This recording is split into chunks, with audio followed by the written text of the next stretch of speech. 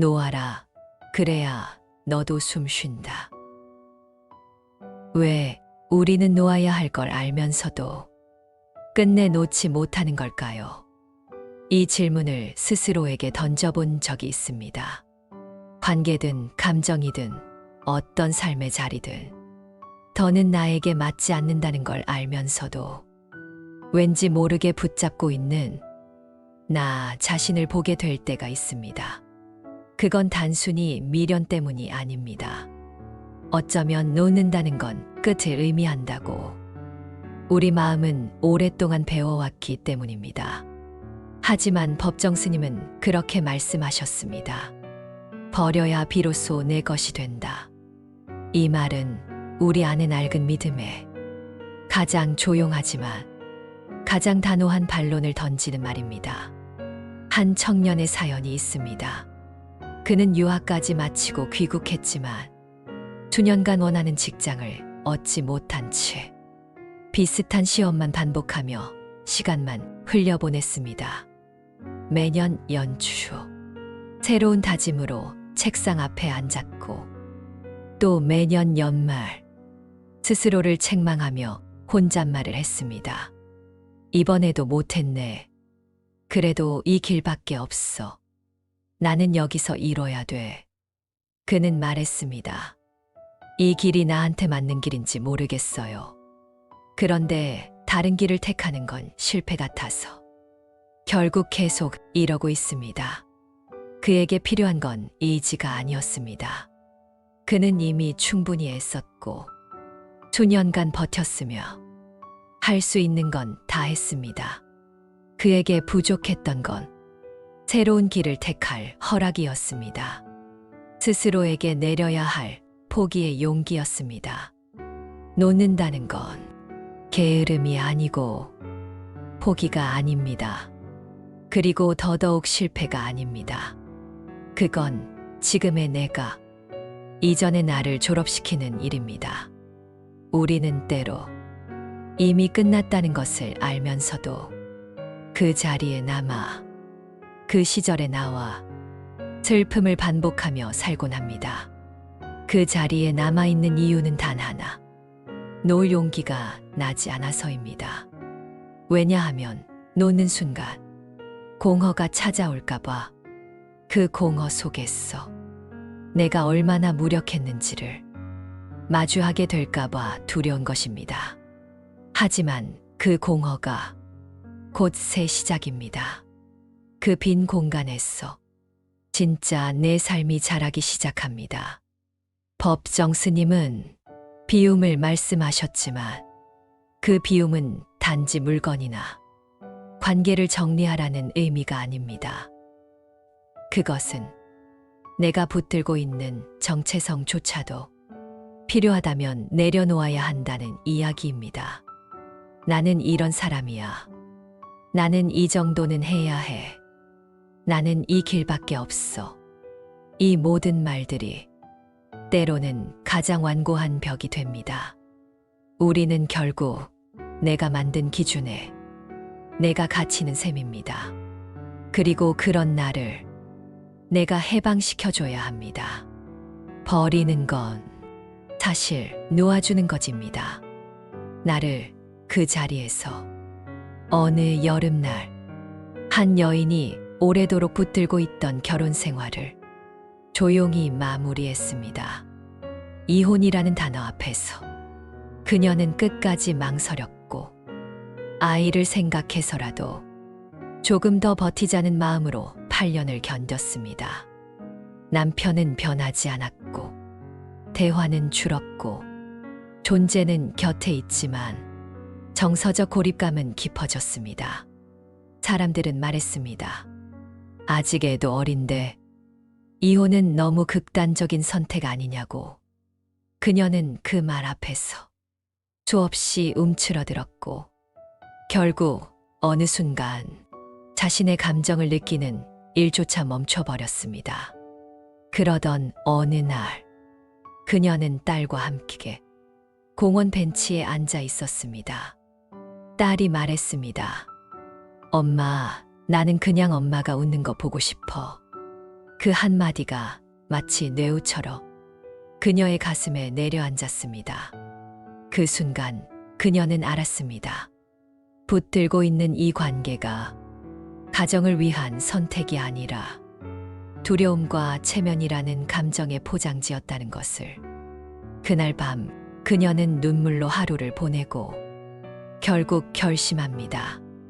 놓아야겠다. 내가 다시 살아야겠다. 진짜 내 것을 살기 위해 지금껏 쥐고 있던 것을 비로소 놓아야겠다고 그녀는 말했습니다. 이혼하고 나서야 딸과 함께 웃을 수 있었습니다.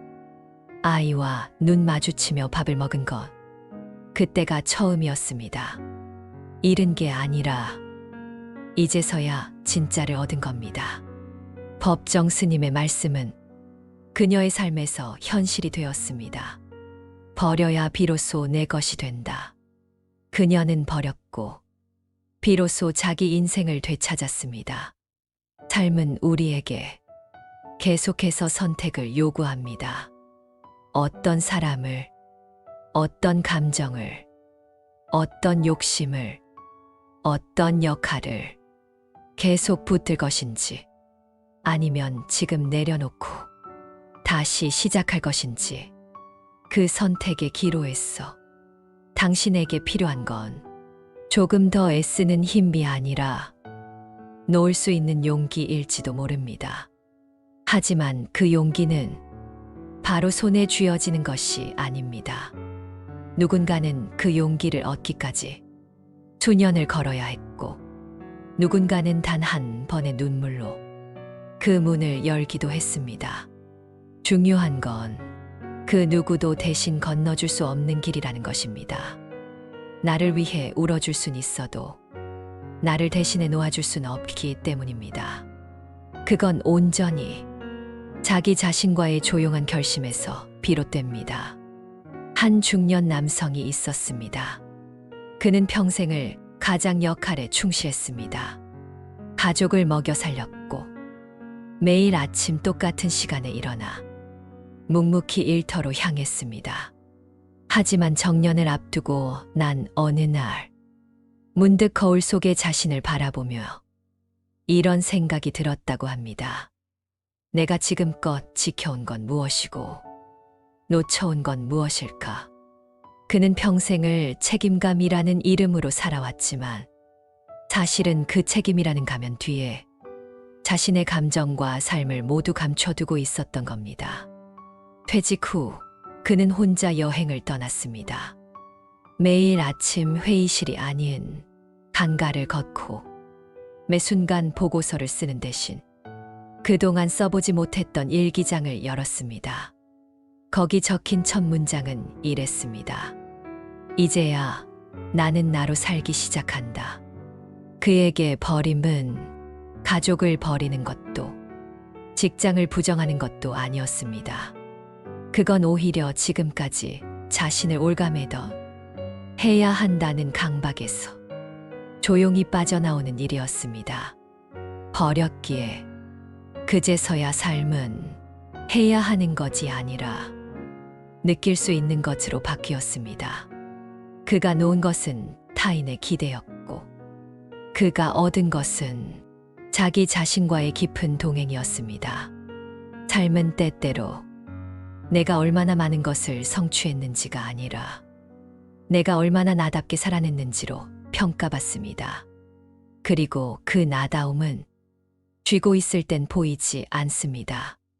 놓을 때야 비로소 보입니다. 비움은 자리를 잃는 게 아니라 자리로 돌아오는 것입니다. 쥐고 있는 손에서 하나씩 내려놓는 순간 손에는 여백이 생기고 그 여백 속에 삶이 스며듭니다. 말 없이 나를 괴롭히던 관계 하나를 놓고 내 마음을 거슬렀던 습관 하나를 놓고 누군가의 인정에 목말랐던 내 욕망 하나를 놓을 때마다 나는 조금씩 진짜 나로 돌아갑니다. 그게 바로 삶이 우리에게 주는 두 번째 기회입니다. 법정 스님께서 말씀하실 버려야 비로소 내 것이 된다는 이 말은 결코 가벼운 철학이 아닙니다. 그건 놓지 못해 아픈 사람들에게 가장 조용히, 가장 깊게 스며드는 치유의 문장입니다. 누군가에게는 그 문장 하나로 인생이 바뀌고 살아야 할 이유가 생기고 더 이상 어제의 기준에 갇히지 않게 됩니다. 지금 이 글을 듣고 계신 당신도 어쩌면 알고 있을 겁니다. 더는 붙들지 않아도 되는 것들. 그럼에도 계속 쥐고 있는 마음. 하지만 괜찮습니다. 놓을 준비가 되지 않았다면 조금 더 품고 있어도 괜찮습니다. 중요한 건 언젠가 스스로의 내면에서 그 소리가 들리기 시작할 겁니다. 이제는 놓아도 되겠다. 이제는 나를 살려야겠다. 그때가 오면 주저하지 않기를 바랍니다.